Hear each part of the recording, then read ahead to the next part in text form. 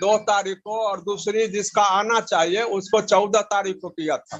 तो दोनों को सक्सेसफुल बताता है, दोनों को आईडी खोल के भी मैं देना, सक्सेसफुल माई ऑर्डर पर जाके उसमें टाइम टेबल सब सही है, लेकिन उसको 143 आना चाहिए, सो उसको सीनियर को 143 नहीं आया। ठीक है, कोई बात नहीं, मैं इसको भी नोट कर लेता हूँ और मिस्टर ऐश को आज मैं ईमेल लिखने वाला हूँ सारे जितनी भी समस्याएं हैं, ठीक है ना। तो इसको अब डेफिनेटली बिल्कुल नो वरीज।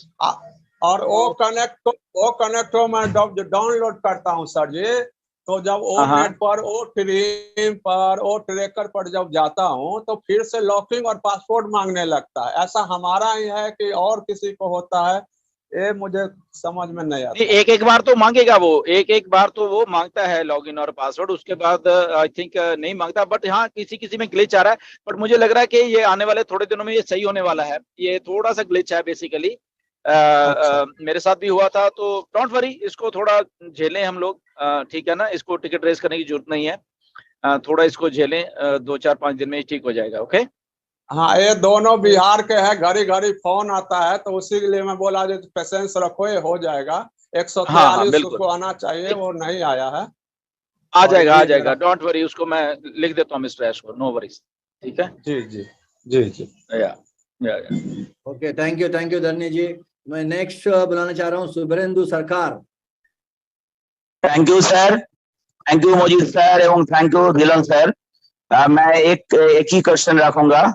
नाउ वर्ल्ड में जितना इंटरनेट यूजर था उससे ओनली 2.70% ऑन पैसिव का अंदर आ जाएगा, पैसिफिक वो कनेक्ट का अंदर आ जाएगा, तो हमारे लिए ईच एंड एवरी फाउंडर के लिए 100 कस्टमर हो चुका। तो वो 14 करोड़ कस्टमर ऑन पैसिव के अंदर आने के लिए कितने दिन इंतजार करना पड़ेगा? 3 महीना, 6 महीना और 9 महीना की 1 साल? 99% परफेक्ट आंसर चाहिए धिलन सर, क्योंकि ये यूनिवर्सल हमारे लिए ऑन पैसिव के लिए, सब ऑन पैसिव के लिए क्वेश्चन था। Thank you sir, thank you, God bless you sir, thank you. ऐसा है, ये जो कस्टमर मिलने हैं हम सब लोगों को, ओके, ये ऐसे ही नहीं मिल जाने, इसके पीछे काफी एक बड़ी सिस्टम काम कर रहा है। ओके, ट्रैफिक कैसे दी जाती है, कैसे क्या करना है। ओके, तो ये सिलसिला जैसे ये एप्लीकेशन स्टेबल हो जाएगी, चाहे वो आने वाले 5 दिन में हो जाए, 10 दिन में हो जाए, 15 दिन में हो जाए, ये 3 महीने का पीरियड जो था ना, 1 सितंबर से शुरू होकर 30 नवंबर तक, वो इसलिए किया गया है। ओके, बिकॉज टेक्निकल टीम या जब हम टेक्नोलॉजी को रोल आउट कर रहे हैं, लॉन्च कर रहे हैं, एग्जैक्टली मालूम है कि हम लोग 2.5-3 महीने में सारी चीज को सेटअप कर देंगे। ओके, तो इन 2.5-3 महीनों में अगर जो ट्रैफिक भी है वो भी इन्वॉल्व है, कि जैसे ये थोड़ा बहुत ऑफ होता है उसके बाद ट्रैफिक को एलोकेट करना शुरू कर दिया जाएगा अकॉर्डिंग टू काफी कुछ है इसके बीच में।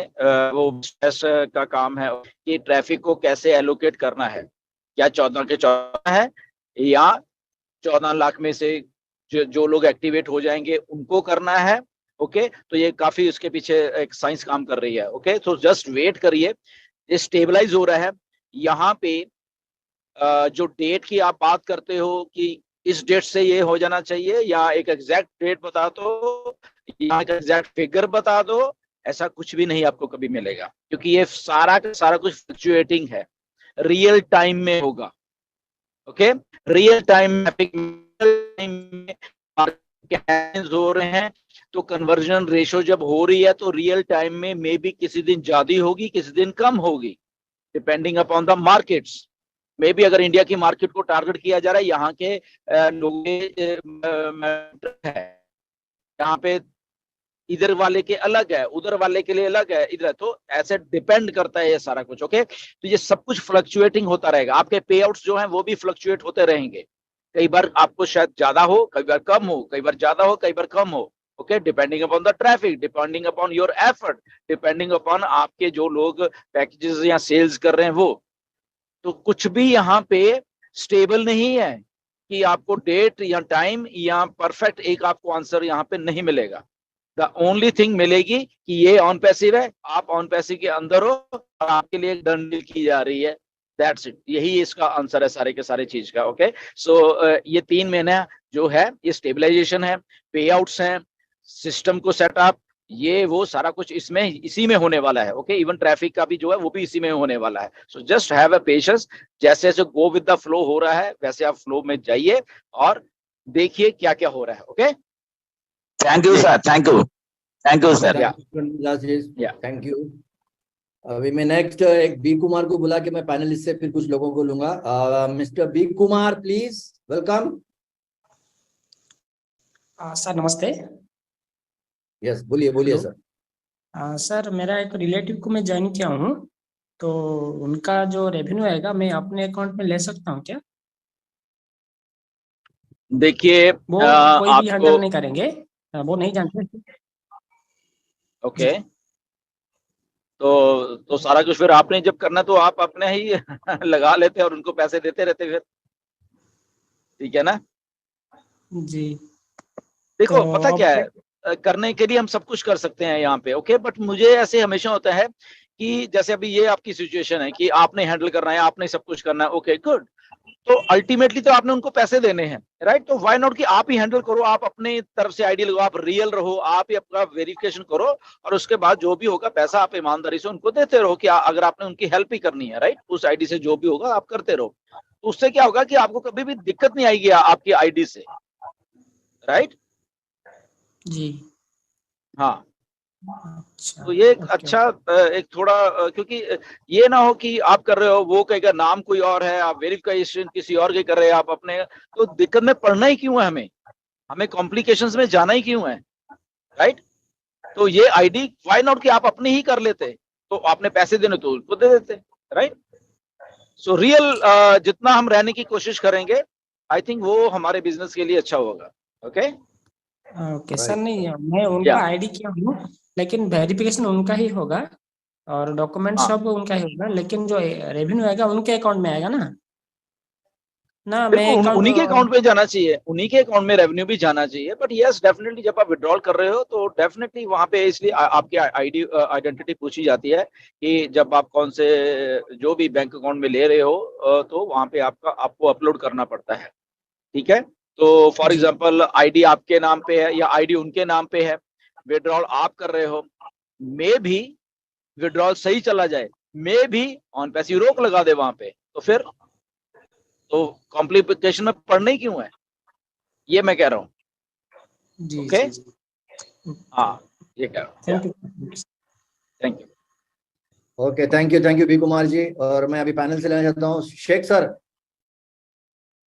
आपका क्या क्वेश्चन है, आप पूछिए। हेलो।